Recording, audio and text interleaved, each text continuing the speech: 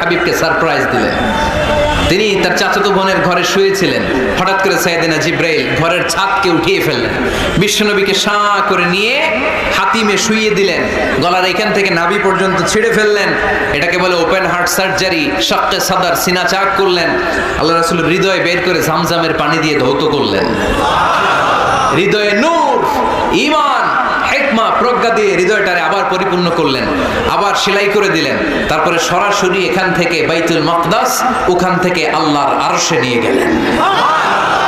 আল্লাহ সাউফা ইউতিকা রাব্বুকা ফাতারদা, নবী এমন এমন জিনিস আমি আপনারে দেব, আপনি তো নিয়ে কুল পাবেন না।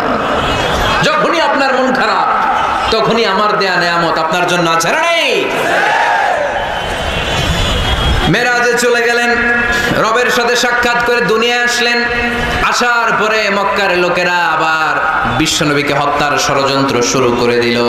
বিশ্বনবী ডানে যাওয়ার জায়গা পায় না, বায়ে যাওয়ার জায়গা পায় না, সামনেও যেতে পারে না, পেছনেও যেতে পারে না।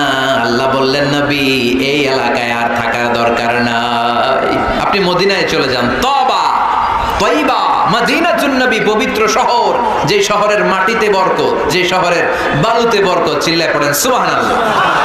বিশ্বনবী আল্লাহ তাআলার আদেশে এই কষ্টকর পরিস্থিতি থেকে উত্তরণের জন্য মক্কা থেকে মদিনায় গেলেন। মদিনায় যাওয়ার সাথে সাথে লোকজন গাইতে শুরু করলো, তালাআল বাদরু আলাইনা মিন সানিয়াতিল ওয়াদা ওয়াজাবা শুকরু আলাইনা মাদা লিল্লাহি দা আইয়ুহাল মাবউসু ফিনা জিতা মিন আমরিল মুতা জিতা শারাফতাল মাদিনা মারহাবান ইয়া খায়রাদা।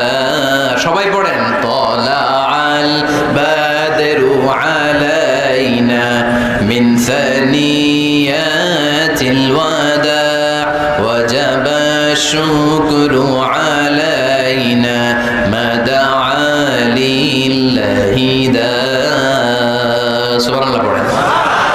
মক্কায় অত্যাচার, মক্কা থেকে গেলেন, সবাই ফুল নিয়ে দাঁড়ায় আছে আর পড়তে আরম্ভ করছে, তালাআল বাদরু আলাইনা। আবার বৃদ্ধ বনিতা, মদিনার ছোট বড় মাঝারি নারী পুরুষ কেউ বাদ যায় নাই, সবাই বিষ্ণু ইসা ইসলামকে ওয়েলকামিং রিসেপশন দেওয়ার জন্য চলে এসেছে। দৃশ্য দেখে বিশ্বনবীর মন খারাপ ছিল, আবার মন ভালো হয়েছে। রাসূল সাল্লাল্লাহু আলাইহি ওয়াসাল্লামের তখন মন খুব খারাপ। আমাদের মাঝে মাঝে মন খারাপ হয় না? আপনাদের মন খারাপ হয়? আল্লাহ রাসূল সাল্লাল্লাহু আলাইহি ওয়াসাল্লামের